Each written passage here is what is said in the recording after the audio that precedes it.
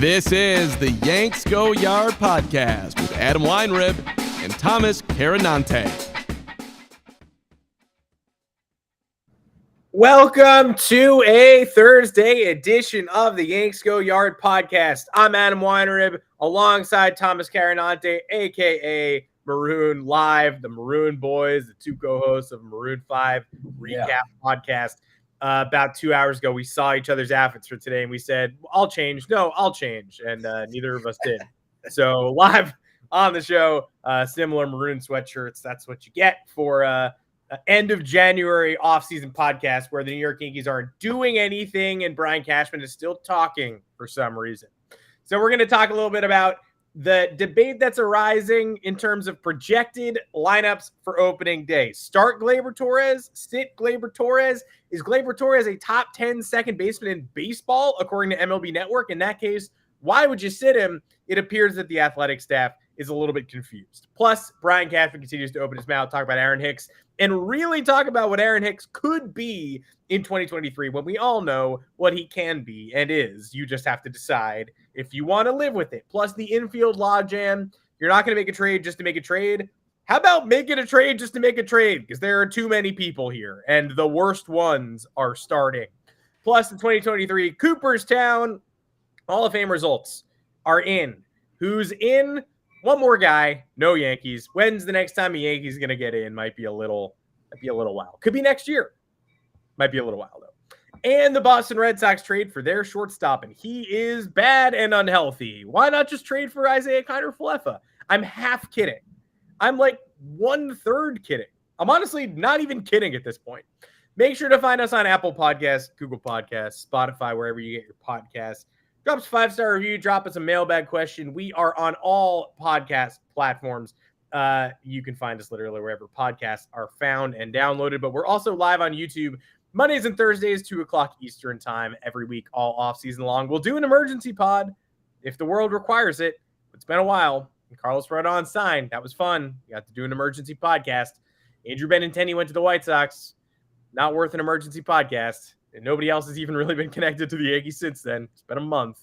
So we'll do it if we have to. I mean, it's not a have to situation. It's a want to situation. Work is pleasure. But at this point, man, team's not doing anything. Thomas Carinante, welcome to the podcast.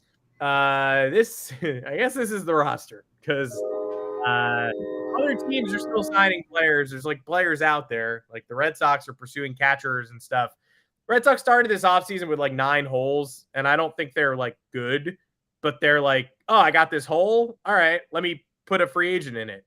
Oh, I got this hole. Let me like plan and like sign it. Like they didn't forget any of their holes. The Yankees forgot one. They still don't have a left fielder, and the pitchers and catchers report in like 20 days. So what are we doing here? We can maybe do an emergency pod when the Yankees sign Matt Barnes after the Red Sox DFA'd him. Maybe. Yeah.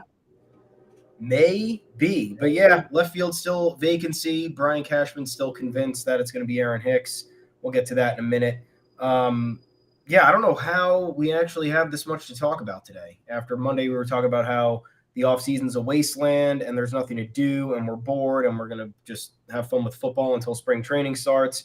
Apparently, Cashman's quotes went well beyond the Aaron Hicks thing. Which we briefly discussed on Monday. He had a whole thing on MLB Network Radio and just kept going on and on and on. And I don't know who keeps sanctioning this. I don't know who. You know what the good news is Randy Levine joined the AC Milan board. That is good. You see that? So hopefully that means we don't ever have to hear from him again or see him at any press conference. But I'm sure he'll figure out a way to weasel his way into him. He's going to tell AC Milan striker Dylan Bellancini that nobody comes to the games to watch you kick. Sorry, but nobody coming to the game to watch you save a shot. The goalie is like a relief pitcher. Why are you doing an accent, Randy? They know you're not Italian. They don't. They think I'm Italian. No, they know. Randy Levine, they know. And honestly, I thought that, look, this might be my opinion. I don't know if anybody else thinks this, but I thought Cashman was kind of taking a little bit of a step back. I know he signed this contract extension, but I think we all know for a fact he had nothing to do with Aaron Judge's contract. He had absolutely nothing to do with it. Aaron Judge wanted money, and who's responsible for the money? It is absolutely not Brian Cashman. Brian Cashman's responsible for adhering to a budget. Hal Steinbrenner was the one who had to get on the phone to finalize the number that ended up being $360 million. And you also know for a fact that Hal Steinbrenner was the one who was talking to Scott Boras about Carlos Rodon, because he was willing to make the extra expenditure, and there was a number that he had in mind, and there was obviously a number that Carlos Rodon and Scott Boras had in mind, and they apparently worked to a middle ground. I think that Boras and Rodon knew they were overshooting in that, what was it, like $210 million range. 7 years at a certain point. It's like 30 for as good as Rodon is, the track record's not there, a lot of injury history, a lot of unknowns. But either way, that was a Hal Steinbrenner thing. If you want to give Cashman credit for the Tommy Kahnle deal, great. $11.5 million. I think that's right where it needs to be. So I thought we'd hear less from Cashman. Bring in Omar Minaya and Brian Sabian. Great. Maybe a little bit of a tone down here. We don't have to listen to as much as the PR speak or just the stubbornness that comes out of this front office. But we heard more of it. We heard more of it that they hope Aaron Hicks can be the guy in left field. Again, we don't know if that's just lip service to get them through the offseason to figure out what their next steps are. He also mentioned Josh Donaldson's probably the starter at third base, which most fans don't agree with. Still think it should be DJ LeMahieu at third, Gleyber Torres at second. Then speaking of the infield situation, they were asking about a trade, right? What's the deal? Who's going to get moved? Is anybody going to get moved? You have a lot of infielders, right? Is Anthony Volpe ready? You said he's going to get a shot at shortstop in spring training. We know Oswald Peraza is ready. We know you have IKF on the bench as a utility guy. You know DJ LeMahieu is another option as a utility guy if it came to it. And you know at this point, Gleyber Torres is your starting second baseman, and that's just the way it's going to be. Good second baseman, totally fine. Ended up, he was frustrating at times last year, but I don't know where you're getting a better starter, where you're going to find that. You're probably not. Anyway, they talk about making trades, right? Whether it involved IKF, whether it involved Donaldson, whether it involved Torres. And I think at this point, everyone just wants to see one of Hicks, Donaldson, or IKF gone. And Cashman said, quote, "We're not just going to make a trade to make a trade. We're not going to make a trade to free up a spot for one of the kids. If we're going to make a trade, we're going to make sure that we get the proper value in return."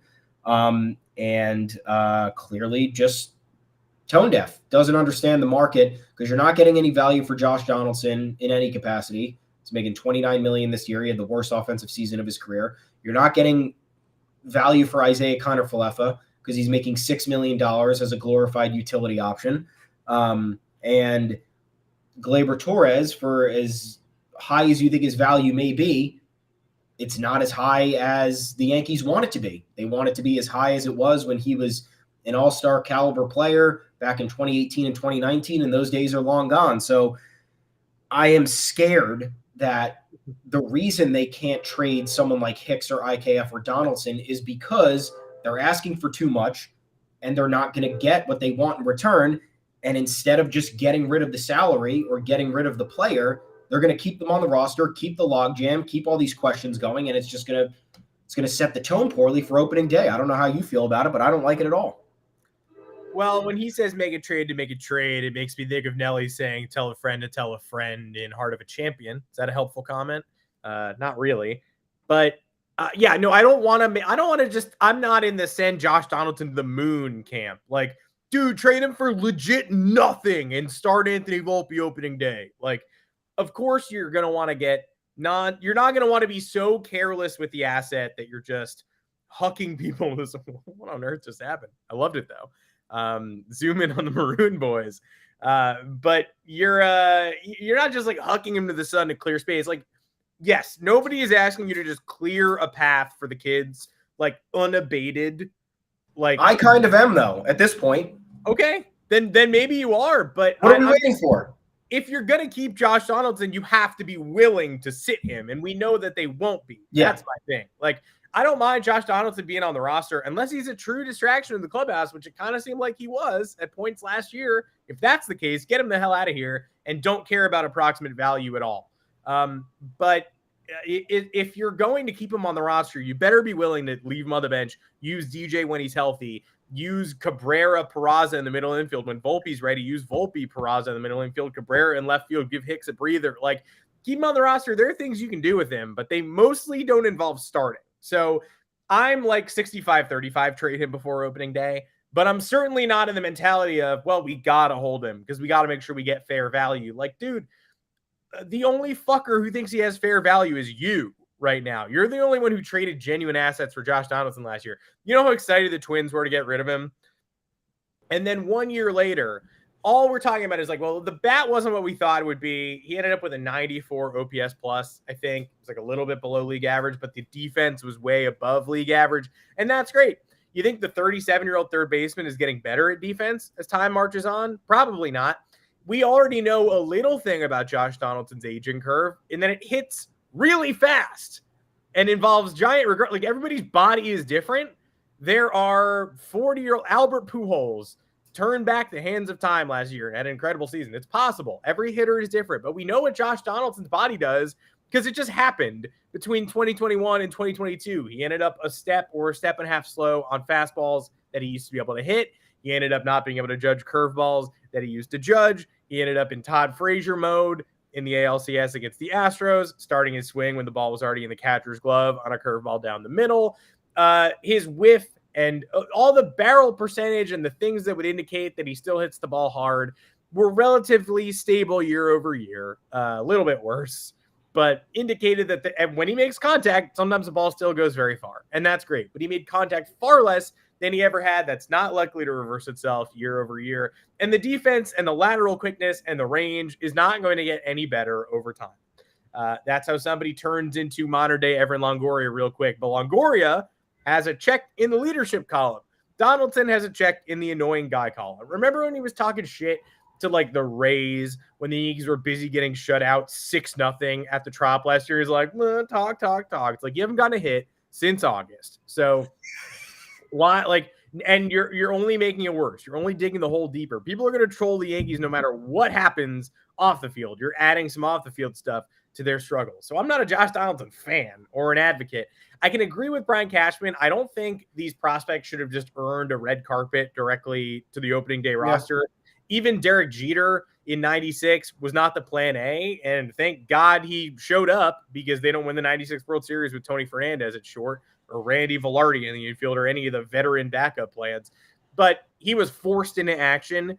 I'm not saying force Anthony Volpe into action, but I'm saying I would like Anthony Volpe to go out and hit 360 at AAA in April, end this debate, get called up in May, and be starting down the stretch right into the playoffs. Yeah, and the only reason I'm forcing the issue now in terms of getting rid of the players that clearly are good enough to fill out a spot on the roster, but not good enough to actually elevate the team, is because the kids are part of your plan. You have made it known that Anthony Volpe, Oswald Peraza, Oswaldo Cabrera, some combination of those three, or even two if you get rid of one of them, are emphasized for the next 7 or 8 years if it goes your way. Six years at the very least. And you made that clear by passing on these last two shortstop classes. Okay, great. You didn't think Carlos Correa was a fit? Okay, whatever. Didn't want to give Trey Turner 11 years? Okay. Why didn't you give Dansby Swanson the contract he got? That was the most reasonable one. That was the above league average offense, absolutely stellar defense. I'm not saying you should have done it. I'm just saying, if you're sitting here and you're telling me that you are passing on all these premier options because you trust the players, the young players that you have coming up, then you should trust them enough to get rid of barely replacement level players on your roster at this moment, which they are. Josh Donaldson, I understand his career before arriving in New York has been great. 1.6 WAR last year, 97 WRC plus, negative 6.6 offensive rating. Again, great defense, but you could put DJ LeMahieu at third base, who plays a very good third base. The numbers are there to back it up. The eye test is there for DJ. The advanced metrics are there for DJ. Isiah Kiner-Falefa, not a full-time shortstop. So you're willing to put a non-full-time shortstop at shortstop instead of just putting a talented young player who plays full-time shortstop at shortstop. But then, again, you're not willing to go out and go the extra mile to get a true third base, a true all-star, perennial all-star third baseman like Manny Machado, or theoretically a 5-tool player like Trey Turner at shortstop. So which is it? You're willing to stay worse in the meantime as you wait for these guys to get to a level you want them to, or I just don't know. That's where I'm saying, okay, great. You didn't want to make hasty moves last year and make a plan for Volpe and Peraza because you weren't sure yet. That's fair. They weren't entirely there yet. Now you have a full year of another body of work from them where Peraza reached the major leagues and Volpe rebounded after a slow start and ended up being a very good player and got to AAA. So now the wait should be over. I don't think there's much more you need to see from either of them. Yes, like you said, maybe all we need to see is just Volpe tear it up for 3 weeks at AAA before he gets the nod. But I think he forces the issue in spring training because any of those pitchers that he's facing in spring training are going to be better than guys at AAA. So that's where I'm saying, why are we still dragging our feet with a trade? Why are we still worried about value? What are you still worried about the trajectory of these young players for? It's already right there for you, and this is what you've wanted. It's what you've said that you've wanted. And I would love to just not be wondering about Josh Donaldson's effect on the clubhouse. That's an avoidable one. Like, I don't want to even have the question in my mind. I know Aaron Judge is the leader of this team. I know Anthony Rizzo is the leader of this team. I don't want anybody on this roster who I'm like, hey, are they a net negative? Like, I just don't want to even think about it. I want to know everyone on the roster is tuned into the same goal. And that sort of brings us to Gleyber Torres, who is probably going to be on this roster. We talked about this last show. The Marlins clogged up their infield with like an extra 12 second baseman. So not only are they out, they're like mega out. Luis Arraez is there. They moved Jazz Chisholm to center field because they're running out of space. The second baseman store called and they're running out of you. They might sign Yuli Gurriel. They also signed Gene Segura. Gleyber Torres is not going there. And there's no one on the pitching staff who the Yankees want in exchange for Gleyber Torres. The dream is dead. That means he's on the New York Yankees. And I guess that's good that we got that sorted because every time he thinks he's going to get traded, he sucks. So I'm glad we figured it out before the season and didn't let it linger into the regular season at the very least. But Gleyber Torres performs worse when he does not know what position he's playing or when he's playing shortstop or when he doesn't know what team he's on. It's not great. You don't want a guy on your roster who's like, hey, we better pay attention to this one guy to make sure that teamwork is paramount. Like, all right, it's not wonderful that we have to focus on Gleyber Torres so specifically, but we do. Because when he thought he was getting traded last summer, he had one of the worst months you'll ever see. And you know it was bad because the rest of the year was like all-star level. 24 homers, got up to 114 OPS plus last year. And an 800 plus, he had an OPS over 800 in June and July. And then August, I believe, it was in the 400s. It was like 423 or some shit, which is really bad. Extremely embarrassing. So whenever he's unsettled, he performs worse. That's what we know about Gleyber Torres. We know he's on the roster, probably, and we know his role's not currently settled. So Brendan Cuddy and Chris Kirschner are both at The Athletic right now. Yankees have 2 beat writers at The Athletic. Sick. But they're not in accordance on what happens to Gleyber Torres to start the season. Kirschner says starts with Donaldson on the bench. Cuddy says benched with Donaldson and LeMahieu both in the lineup. Now, that's what happened last year, but at that time, Josh Donaldson was, I don't know how, a lot of fans, I don't know if we believed in him, but at the time, he was hot new acquisition, 35 homer bat in the middle of the order, clear upgrade on Gio Urshela. That ended up being, he was a new acquisition. Point number 2, not true. Point number 3, not true. But at the time, you got to start Josh Donaldson, and Gleyber ended up being the odd man out, just as DJ LeMahieu was at the start of 2019, because we started Troy Tulowitzki on opening day. That sorted itself out quickly. If Kirschner is right and Gleyber gets benched on opening day again this year, that would mean we saw what Josh Donaldson was able to provide and understood it was underwhelming, and then we're like, that's truly where the run it back people actually get some credence, because that would be running back. We know something that does not work. And benching someone who MLB Network just called Gleyber Torres the 10th best second baseman in baseball. Do you agree with MLB Network? It's up for debate, right? You can put that on the table. We can talk. We could put him 12th. We could put him 14th. MLB Network thinks he's the 10th best second baseman in baseball. And some Yankee beat writers think he will not be starting on opening day in favor of a third baseman who we can all agree is bottom 5 third baseman in baseball right now. Bottom 10 if you really want to weight the defense unequally. So, first of all, we need to settle Gleyber Torres' role for his own benefit, for the team's benefit. But second, even if he wasn't someone who relied on routine, what are we doing here? Taking someone who might be a top 10 option off the field in favor of someone who we know can't hack it. Yeah, the scenario going into last year and the scenario going into this year, like you said, are completely different. Gleyber Torres deserved to be benched at the start of last year because of the way that he played shortstop, B, the way that the Yankees kind of, put their head in the sand, allowed him to persist that long at the position. Gleyber Torres obviously allowed his defense to erode as badly as it did, and then allowed his offense to follow with it and get even worse and worse. So that was on him. Whether the position change was right or not, he let it affect him so poorly mentally that he regressed in every area of the game. He did not earn an opening day start. Now, as frustrating as maybe his 2022 was from some angles, ended above average. Offense was worlds better than Josh Donaldson. His defense at second base was largely great. I don't know why anybody would think the opening day lineup is better with Gleyber out of it and Josh Donaldson in it. Also, I don't necessarily agree with the other take that Cuddy had in there, that we can expect LeMahieu to be mostly a utility guy with a large amount of his reps coming at second base. I mean, that if that's the take, then that's fine. I just need to know. I need to know how. Where is Gleyber going? Is he DHing now? Because the Yankees are going to need a lot of DH spots open for someone like LeMahieu, for someone like Giancarlo Stanton, who lives in the DH spot, someone like Aaron Judge, who's going to need days off because he works his ass off and the last 2 seasons has played in as many games as he possibly could and played a ton in center field last year.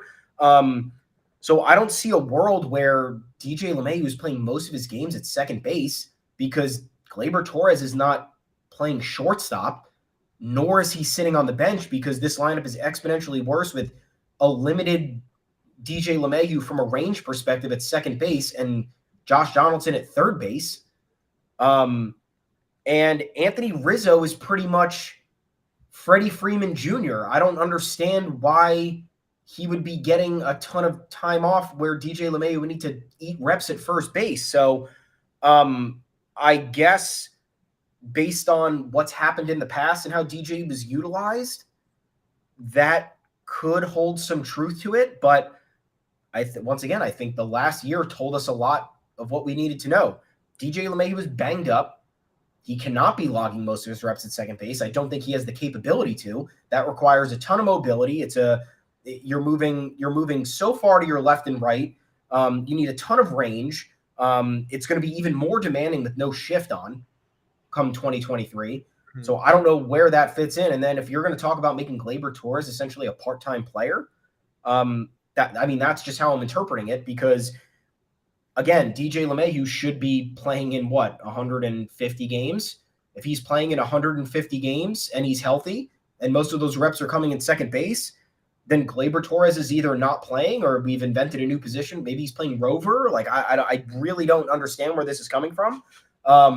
And I don't know if I missed anything last year, so let me pull this up quickly. If I'm not mistaken, DJ LeMahieu logged most of his reps last year at third base.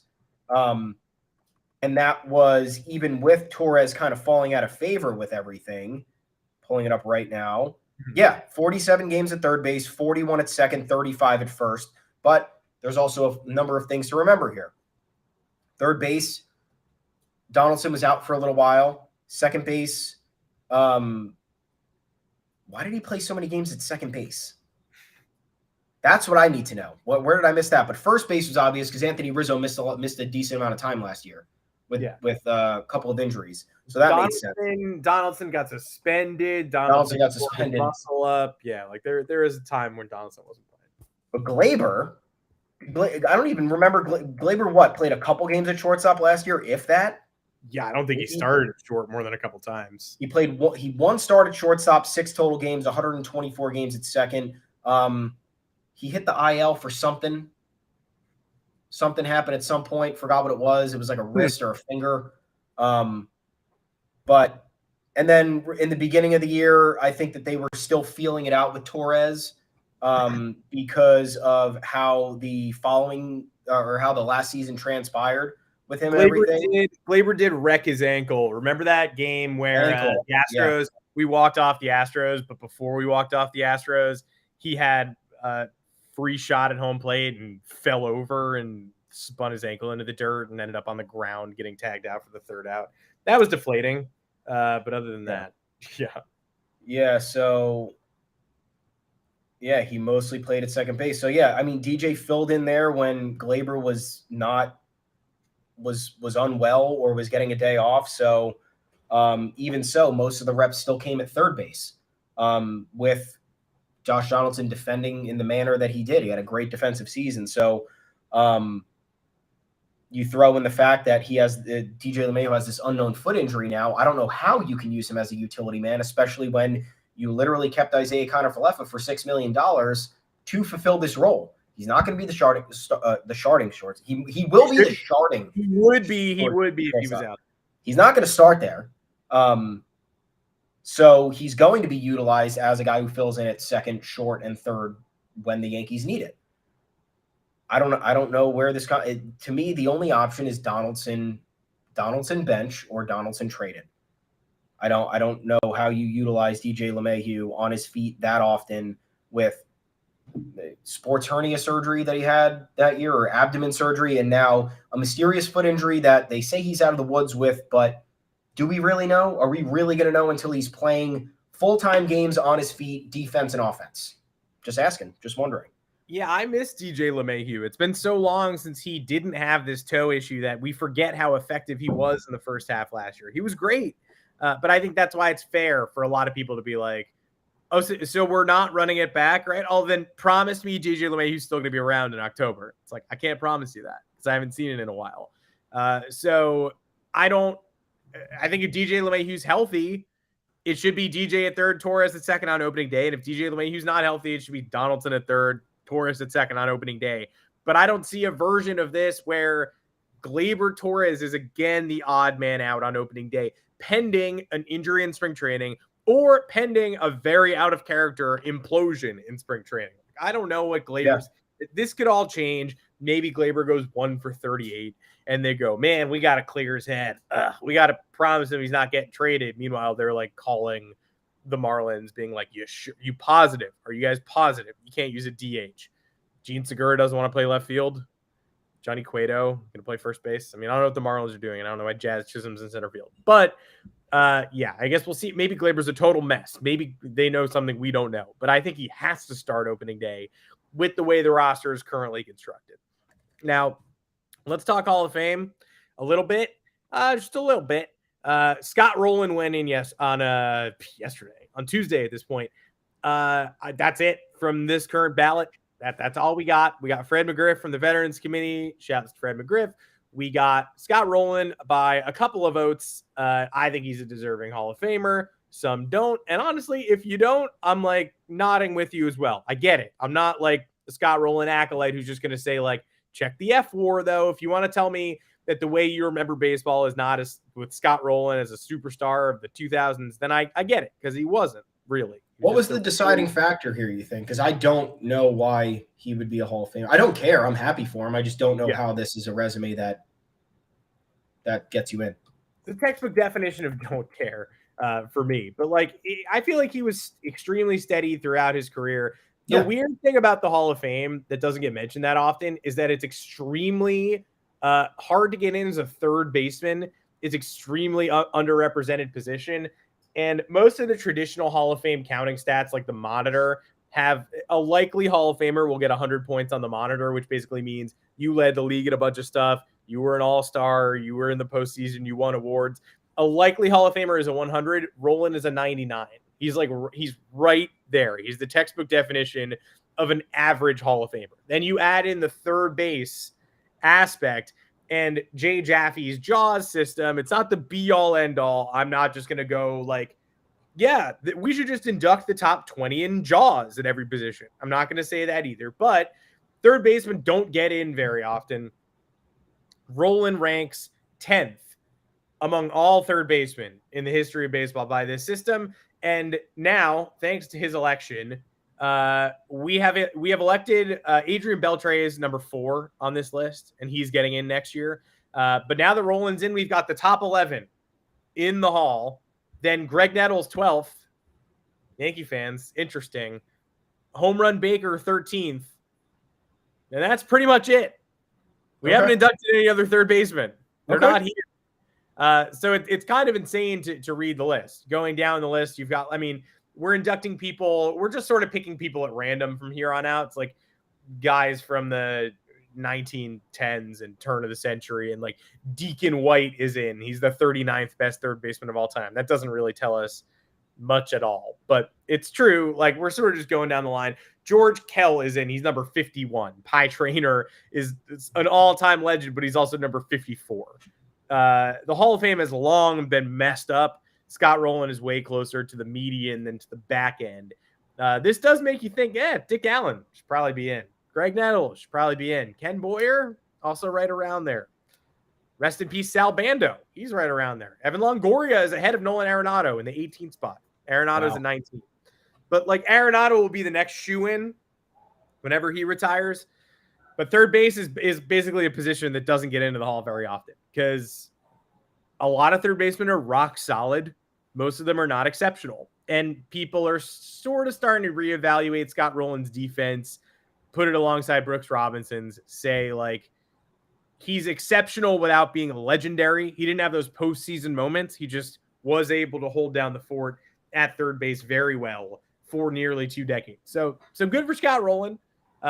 Late rush on the voting. Todd Helton was close, not quite. He'll get it next year. Billy Wagner was close, made a huge jump. He'll probably get it next year too. But the Yankees are left out in the cold a little bit. Now, first of all, I saw a post on Facebook today. Facebook. Which is a great place to have. It's a great place to spark discussions, and it's where people of all the right age still are. Young People's Haven, Facebook.com. They were talking about, they were talking about who's Hall of Fame? Oh, Dale Murphy's Hall of Fame cases compared to Scott Rowland's. And they were saying, if Dale Murphy's not a Hall of Famer, then Rowland shouldn't be either. And they were putting their counting stats up against each other. And someone in the comments said, the only reason Murphy's not in is because he's a Brave. If he were a Yankee, he'd be in already. No, that's not true. Don Mattingly is the same player as Dale Murphy. He's not in, and he's probably never getting in. Thurman Munson not in. Bernie Williams not in. Jorge Posada not in. Andy Pettitte not in. Greg Nettles not in. The Yankees don't get in very often. And the Braves just got Fred McGriffin. So I really don't know what you're talking about, Braves Facebook. But congrats on turning 75. Braves book. Congrats on turning 75 years old and still being on Facebook. But all that aside, the Yankees, they still have Gary Sheffield on the ballot till next year. It's his final year. He made a big run this year, too. He's still at 55%. 20% is a long gap to make up next year. And the steroid link, a pretty definitive steroid link there. I don't really know what we're doing with the steroid links anymore. I would love for you to enlighten me there. A-Rod he's not moving up at all. He can't crack anything on the ballot. He's in like the 30s. He's got no chance. He's going to be Bonds. He's going to be Clemens. But for some reason, Gary Sheffield, who didn't get suspended for steroids, but like paid the Balco guys in cash money, we've decided that like we're softening our steroid stance on the most random people on the ballot and focusing our ire on the better players. I understand suspension versus not suspended, but Barry Bonds never suspended. Someone's going to have to explain this to me at some point. I don't know. Where do you stand on Sheffield? Do you think he's a Hall of Famer? Do you think he's getting in? He didn't play a lick of defense. He's not really on top of my list. If you told me he got in, I would be like, cool, another Yankee. That guy was scary at the plate. But I've got 15 guys I want in ahead of Gary Sheffield. I think we might be waiting a little longer as Yankee fans for our next enshrining. Yeah, A-Rod ain't getting in. That's it's clearer and clearer every single year that that's not happening. Sheffield, you're right, no defense, but 500 home runs, career 907 OPS. That's like pretty freaking good. Depends what lens you're viewing it through. David Ortiz was the greatest DH of all time per the people who voted him in first ballot. Yeah. If you have that same mindset, I would guess Gary Sheffield is a Hall of Famer, even though he has much less postseason success than David Ortiz had, but still got a World Series and still dominated in that World Series against Cleveland. So I don't know. The Hall of Fame debates are weird to me. I don't really subscribe to much. I'm not against people getting in. I'm not overly passionate about someone getting in or somebody not. Like Scott Rowland, great for him. You just explained it to me. It made more sense how third basemen are kind of overlooked in the grand scheme of things. And 8-time Gold Glover, I think that kind of does it. He played for 3 teams. Did he win a couple World Series or just one? Did he Scott even? Rowland. He won. He got With one the in Cardinals 06, in right? But I think that's it. He lost to the Red Sox in 04, which should disqualify you from the Hall of Fame. If you lose the Red Sox in the World Series, you're out. But that's the one title. Yeah, I really don't know. I mean, we had our Jeter moment last year. I think that's all we need. I'm not worried about the next Yankee to get in. But yeah, it could be a while. I don't see Sheffield making a 20% jump. Just because he's the last year on the ballot. Look at Jeff Kent this year, 46%.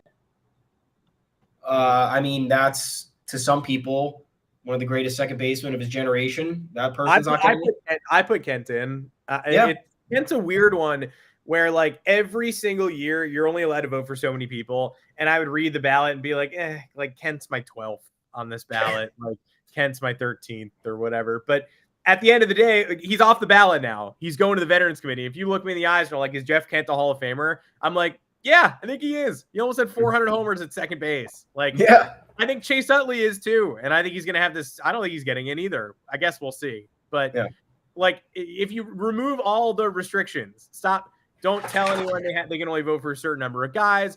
Don't compare Jeff Kent to Larry Walker, to Derek Jeter, to Mariano Rivera. Just tell, hey, you grew up during this era. Is Jeff Kent a Hall of Famer to you? I go, yep. Yeah, I think so. He's like just as impactful as Ivan Rodriguez was to me, and he was in pretty easily. So, yes, I think so. Yeah, I think all in all, we're looking at 2025 or 2026 for Beltran, because I am very curious to see what happens to him next year. After there is a chance, unlikely but possible, that all the people who punished him only punish him for 1 year, and then we see him go up to like 78 next year and get right in. He has a better chance of getting in than Sheffield to me. Yeah, 100%. Because I think next year Helton's getting in. It's time for him. Helton's in. He missed it by what? If Helton doesn't get in, something has gone really wrong next year. Yeah. Legendary player, played for one franchise. I think that has inherent value to it. Even if it was the Rockies, who cares? He did what he had to do for a very long career and was very good at it. 72.2% this year. He's in next year. Billy Wagner, I think probably gets in next year, the way that his vote percentages have been climbing. And then I think the outside shots here for former Yankees are Andrew Jones and Beltran. Mm-hmm. And I think that could be 2025, 2026, 27, because then I don't know if Beltre is first ballot. Do you? Yes. You do? I think he's beloved too, but I think he is. Yeah. I think he is, but the way that they vote, are they going to get a class of 3 people next year? It's just not the Hall style over the last 10 years or so. We're going to see a class of Helton, Wagner, and Beltre. I think we are. I think that's what we're seeing next year. I was about to go into prediction mode. Bookmark this. I think we're looking at Helton, Wagner, Beltre next year. Then I think we're looking at Ichiro, CC, and Andrew Jones in on the 2025 ballot. Two first timers and 1 holdover. And then 2026, no first timers get in. And so then it's Beltran and Veterans Committee boy. That's what I Good. I like that. I like bigger classes. 2026 class of 3. When was the last time we saw a class of 3? We had a fat one in 2019. It was like Halladay, Edgar Martinez. Last year was a huge class, but it was all veterans. It was like Bill Hodges, et cetera, et cetera. 2026 is Cole Hamels, Ryan Braun and his PEDs, Shin-Soo Choo, Edwin Encarnacion, Alex Gordon, Matt Kemp, Nick Markakis, Hunter Pence. That's a bunch of thank you for your service. We'll see you later, guys. So it'll be holdovers, pretty much battling it out. You're gonna have to deal with Joe Mauer at that point.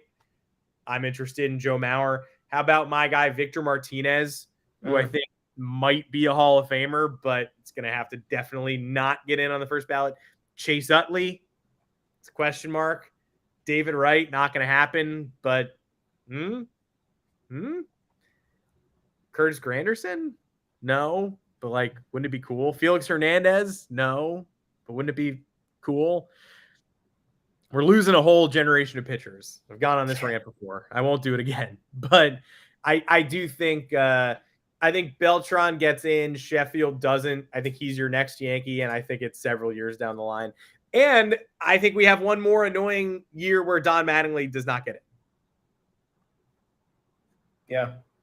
I think he's going to be on another Veterans Committee ballot in between, and we'll all waste our time arguing over it again, and then he does not get in again. Where's Thurman Munson? Do that one. That one's easy. So easy. His career ended at the perfect time. It's short. It's got a huge perfect time. That's God. Let me out. But for Hall of Fame purposes, there's no downside of his career. He is a legend through and through. He is beloved by every Yankee fan. How does it cheapen the Hall of Fame if you put Thurman Munson in? I will never understand this. Yadier Molina is going to go in, and that guy sucked.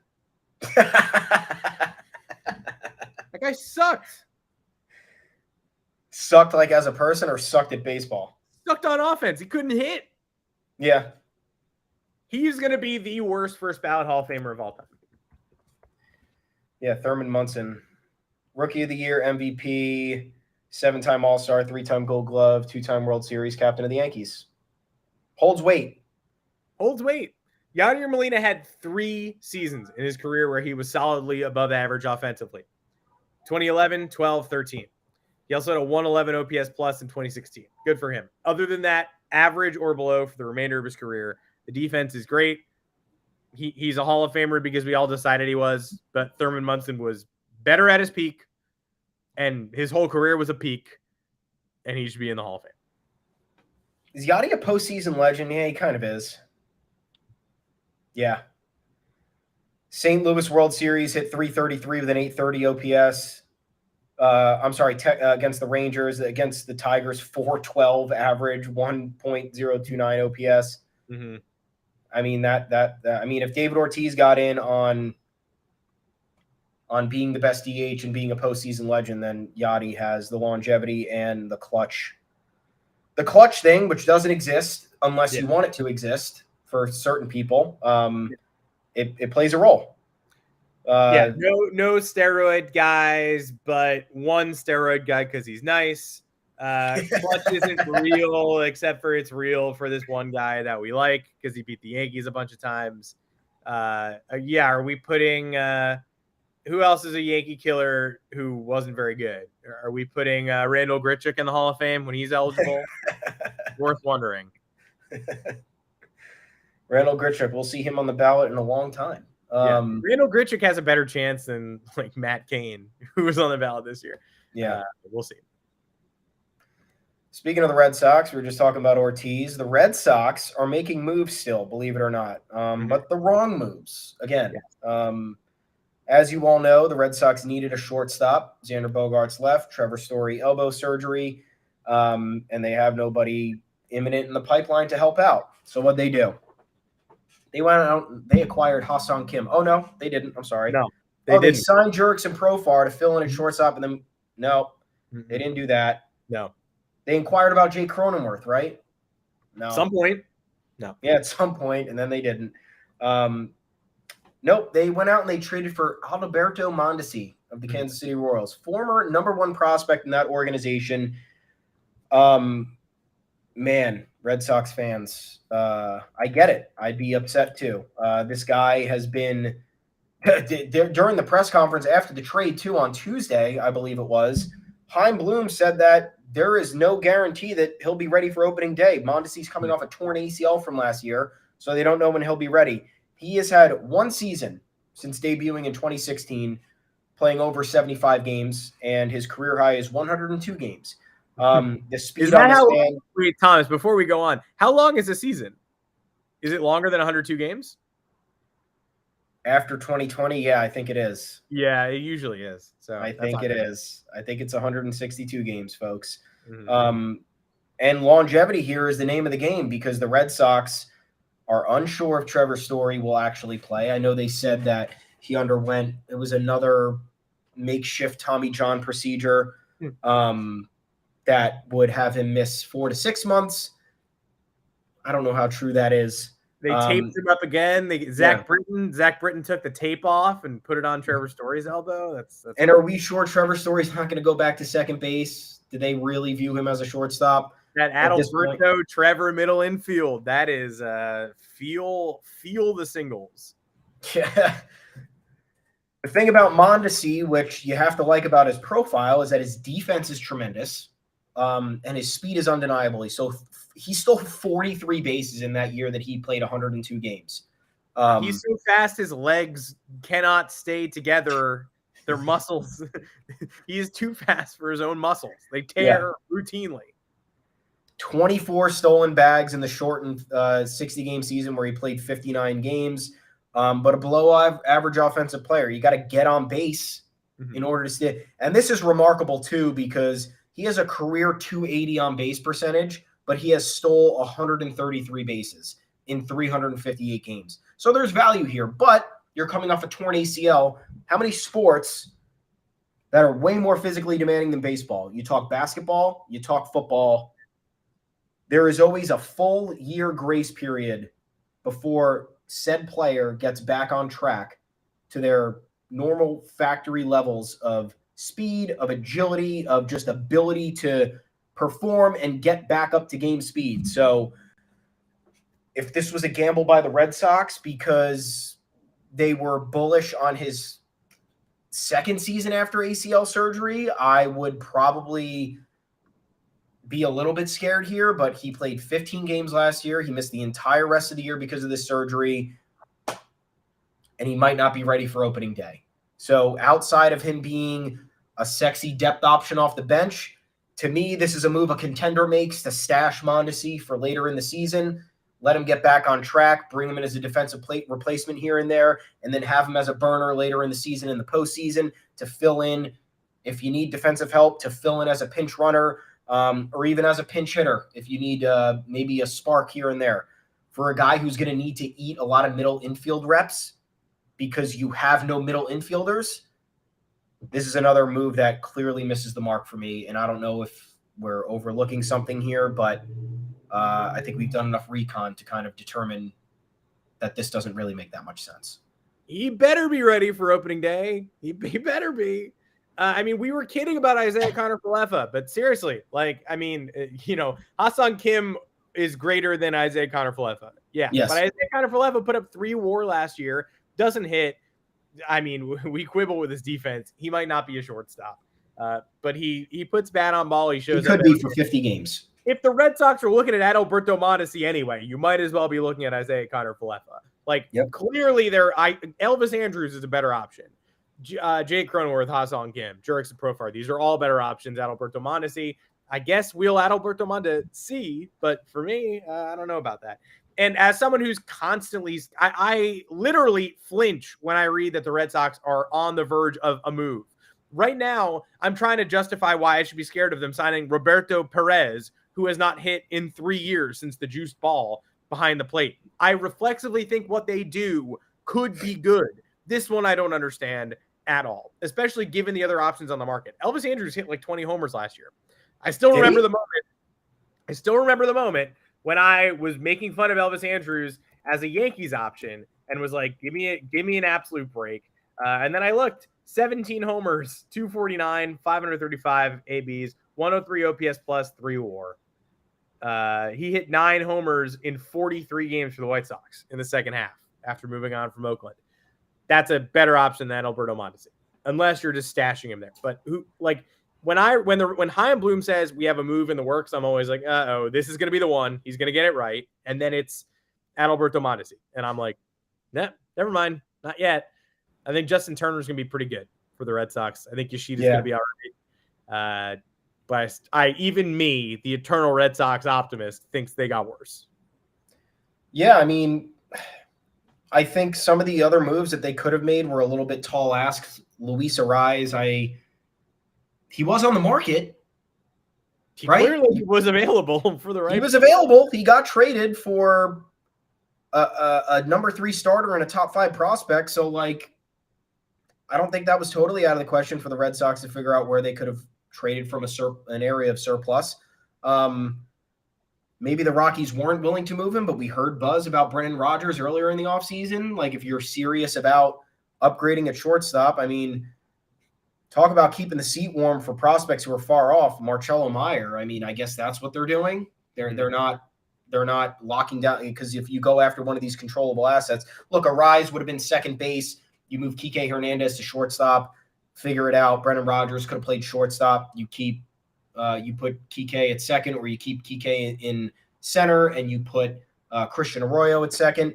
A lot of other options. You go after Kim. You have him for 2 or 3 more years. He can play everywhere. So when Trevor Story comes back, you're not dealing with a situation where it's like, oh, well, we got this shortstop and now he's stuck here. So now what do we do?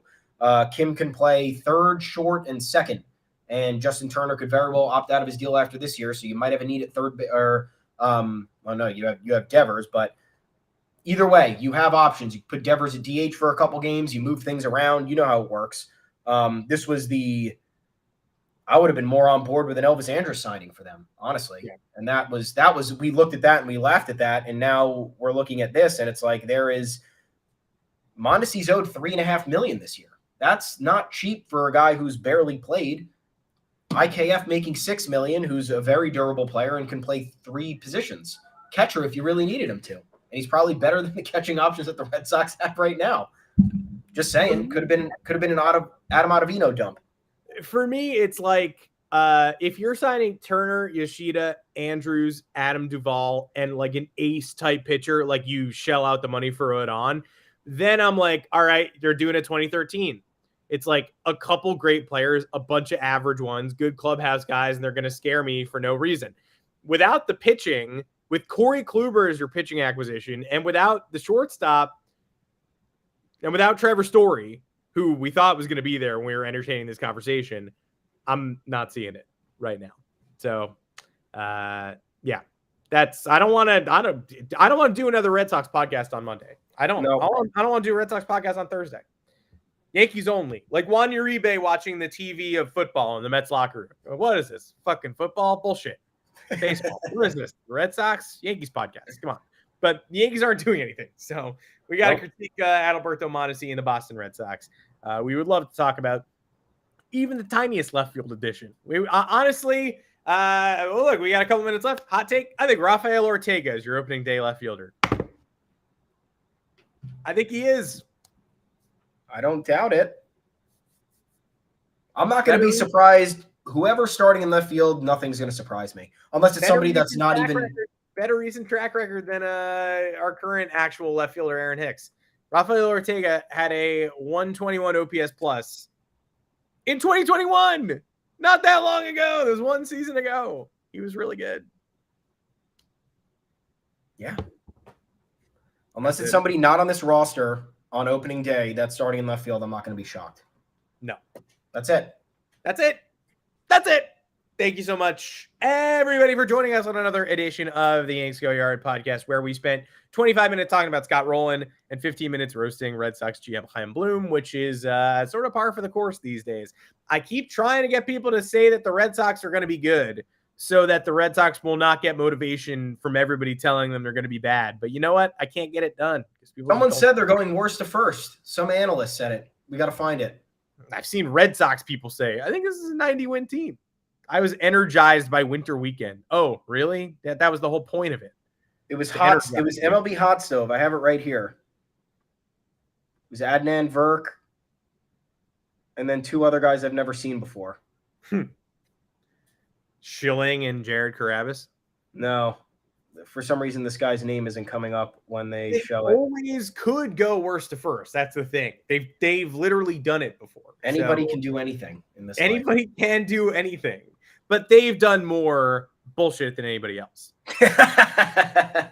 I've seen their fans be like, "Look, when it's it comes a to lot of, bullshit, like, if 7 things go right, we can contend." It's like, you just did that several times. So back that ass up, as Mystical once said. It wouldn't be that mystical for the Boston Red Sox to go worst to first. Did they finish worst? Did they finish behind the Orioles? Yeah. Orioles were above 500. Ooh, I forgot. Yeah, they had a good year. They did go worst to first. 78-84 is not a bad worst, though. No, that's a really good fifth place. God, they're even going to miss Tommy Pham. Remember Tommy Pham on the Red Sox? Legend. He probably could have come back. I don't know. I think he's better than Adam Duvall. I could be wrong. I definitely am wrong. That's why this episode is over, because I'm.